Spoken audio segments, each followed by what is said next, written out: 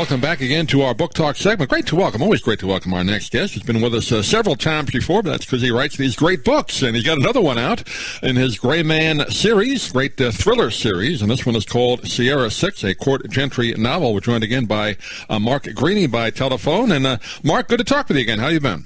I've been doing good. Thanks for having me back, Doug. I appreciate it. Yeah, always look forward to it when we get the notes that you're available, and you're prolific, as we said before, so you got another one of these great books out. First, before we get into the book, I understand just from reading some of the notes, I think we talked about it last time you were on, a film is going to be made, right, for Netflix on the first book of your series, right?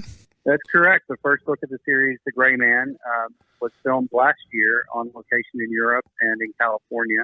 And it's going to be released in July. I don't know the date just yet, but it's going to be released in July on Netflix, starring Ryan Gosling in the lead role of Court Gentry, and Chris Evans is playing the villain, who is a really great cast all around. Yeah, congratulations on that. I believe the director, he's been part of the Captain America and Avengers film series, so that's a great little pedigree you got going there as far as the film goes. So that'll be a lot of fun, I guess, or was a lot of fun to put it together, I imagine. I was so fortunate. The Russo brothers, who did a lot of the Marvel movies, Captain America and Infinity War and Civil War and Endgame, they wanted to write the screenplay and direct it. So they had me come out to California a few years ago and work with them before they wrote the screenplay, and then it kind of languished for a little while, and then found out about a year and a half ago that it was coming out. So they filmed it last year, and the Russo brothers directed. Yeah, that's great. Do you get a chance to go on the set while they're filming? Do they let you do that? I guess they have to, right? What are they going to say? No? Well, they did say no. No, they didn't say no. It was during COVID last year. Right, so sure. There were a lot of protocols for that. And I had two books to write last year as well, so it didn't really work out. They're hoping to turn this into a franchise of films and make more, so hopefully next time I'll get to go out and visit. Well, that's great, yeah. And again, that's the first book of the series, but we're up to number 11 right now, and the latest one, Sierra 6, right? The 11th in the series? Yeah, it's the 11th. I'm working on the 12th right now for next year, so they keep on coming. And the difference with this one, or I guess the twist in this one, it's kind of a prequel in a way, right? The character Court Gentry, for people not aware, a CIA agent, goes on all these great missions, but this goes back to his first mission, right? That's right. It starts out 12 years ago when he's just joining a paramilitary unit. He's already been in the agency for a couple of years, but now he's joining this team of paramilitary officers, and they go to Pakistan to try and stop a terrorist. And then it also has another timeline in the present where the blowback from that really tragic mission from 12 years ago comes back to haunt him, and Court has a new, ticking bomb that he has to go after.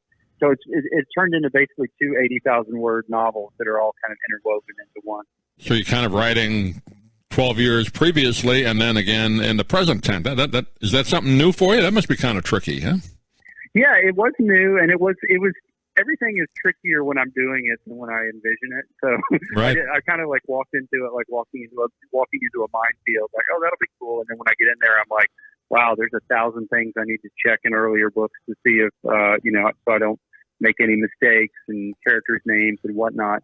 But it was fun to kind of dial back the personality of the character and show him as a younger man, a little cockier, a little bit more, wet behind the ears, and then going into other scenes where it's in the present and just having a slightly different, as we all mature over a 12-year period, just being slightly different.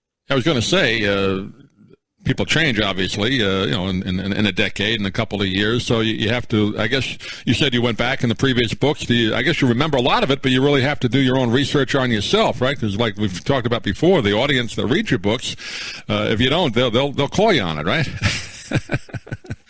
Oh yeah, I will be getting emails today if I got anything wrong with my hero's timeline, and I did. I mean, I don't really remember I can just sort of remember that, yeah, in book 3, is kind of in the middle, I talked about this, and then I have to go back and find that thing. I wish I had a better memory for everything that's happened, but again, this is my 11th Gray Man book, but my 21st published novel, so there's a lot of, names and whatnot running around in my head. And again, for people may not have read previous books, people will pick it up right away. You don't have to have read the previous 10 to understand it, right? Oh, absolutely. It's a standalone novel, just like all of my books. Mm-hmm. It would be, terrible for me to tell someone, well, you got to go read the first 10 before you read this. But we've all read novels where we feel like it's just a rehash of things that happened in the past, and I don't like that either. So you just get right into the story, and it orients you as to what's going on and who's. That's the biggest challenge, I guess, with what you're doing in this type of series, is to come up with something new, obviously, all the time, and maintain the quality, which you've done. But I guess that gets more difficult each book, doesn't it? It definitely gets more difficult. I always come up with good sort of big macro ideas, but it's really hard to tell a story of one person following another person down the street, tell that differently, or an action scene in a hotel, telling that differently, or whatever. So that's the challenge. But the solution to that is to go out and get fresh information, because there's always a ton you don't know. And then when you go out and do your research and learn more, then you write things that you couldn't have written in other books. So it works out. And obviously we just mentioned the movie being made with this one, and hopefully the other books as well. But when you write, do you think in terms of visual? I guess you have to, because in the reader's mind it's visual to them. You want them to see it, right? So do you think that way when you write, particularly the action scenes? Yeah, absolutely I do. I think very cinematically, and I like to write things that are explainable, but also very visual. You can get too far in the weeds by describing something to where, it can take away the speed and intensity of the scene.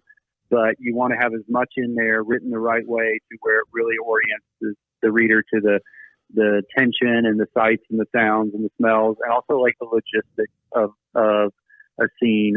There's a scene in this book that involves scaffolding made out of bamboo in India, and it was just a lot of three-dimensional explanations of this action scene, and it's tough to do that, but it really looks good on the page when you get it all done. And again, for people that haven't been with us before, Mark Greaney has had a experience, also a degree in international relations, political science, but he's also gone overseas to these countries and done research along the side the military and law enforcement. So you're getting accurate, specific accurate things to write about, right? Yeah, I like to do as much of that as I can, and meet the men and women that do this for a living, and to train alongside them when I get the opportunity in the military bases and intelligence agencies and embassies, and just firearms training schools. Yeah, that's things great. Of that nature. Adds to the authenticity of the story. And again, we invite people to get this book. It's Sierra 6, a Gray Man novel about Court Gentry, CIA agent, and a great thriller once again by Mark Greaney. And Mark, I know you got another one coming out in July. We'll talk hopefully then when the next one comes out. But give out your website once again for people to get more information. Sure, it's my name, Mark Greaney, Greaney, books.com, and I'm all over social media. I'm easy to find there. Great. Mark, pleasure. Always a pleasure talking to you. Again, we'll hopefully talk to you later in the summer when the next book comes out. But good luck with this one and the movie as well. We'll talk to you soon. Thanks so much, Doug. I'm Stan Brock. 30 years ago, I formed Remote Area Medical to help people overseas. But then we found generations of families in America isolated by poverty from the health care they need. Together, we can take dental, vision, and medical help to 1 million adults and their kids, right here at home in the United States of America.